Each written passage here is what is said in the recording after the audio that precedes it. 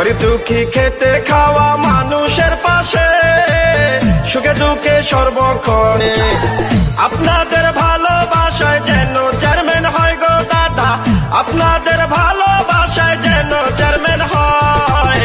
জয় হবে ইনশাআল্লাহ, পরাবো জয়ের মালা, মা বাবার মতো যারা আছেন এলাকায় আপনাদের সালাম জানাই। কথা দিলাম মাগো চেয়ারম্যান বানালে চাঁদাবাদ সন্ত্রাস মুক্ত এলাকা হবে।